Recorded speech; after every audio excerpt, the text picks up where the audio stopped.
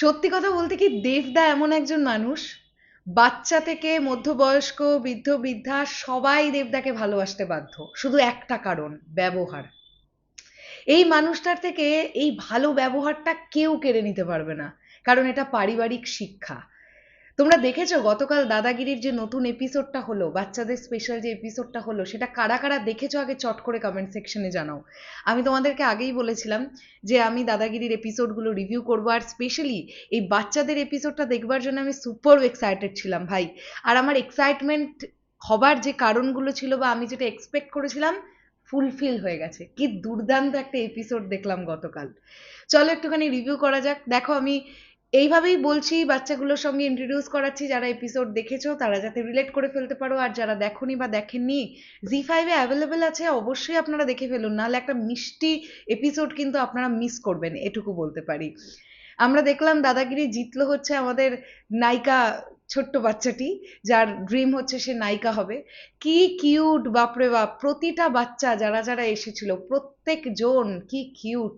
আমি অবাক হয়ে গেছি, একটা ওইটুকুনি বাচ্চা মাত্র, যার 6 বছর বয়স, বীরপুরুষ কবিতাটা কি নির্দ্বিধায় গল গল করে বলে গেল।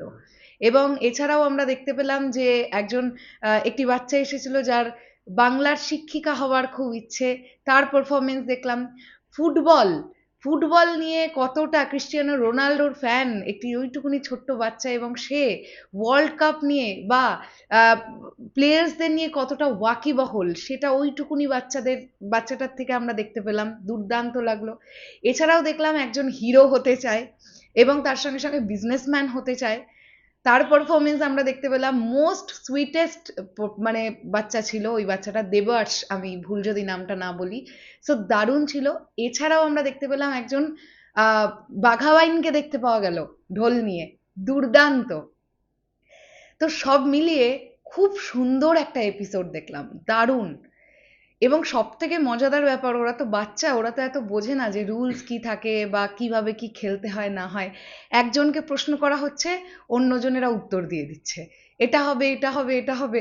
আর দেবদার সঙ্গে যে জেলিং, একটা একটা খুব মিষ্টি মুহূর্ত আমার যেটা দারুণ লেগেছে, ওই সিলেকশন রাউন্ডে, তোমাদের মনে আছে যারা এপিসোডটা দেখেছো রিলেট করবে, যখন ওই বাঘাবাইন বলছে আমার উত্তর হচ্ছে কলা, তখন দেবদা এসে এসে পাশে বলছে কলা, বলছে আরে শোনো, আমি তো আগে বিরিয়ানি বলেছিলাম, ও উল্টো দিক থেকে ফল বললো বলে আমি এখন কলা বললাম।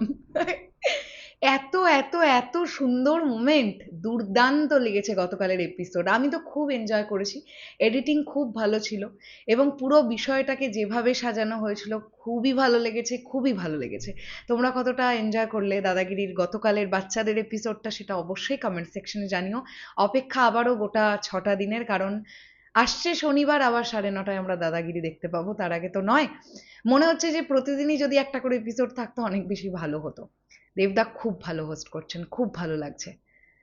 চলো শেষ করলাম। তোমাদের কাছে কেমন লেগেছে গতকালের এপিসোডটা অবশ্যই কমেন্ট সেকশনে জানিও। দেখা হচ্ছে আবার খুব শিগগিরই, তাহলে এখনের জন্য টাটা।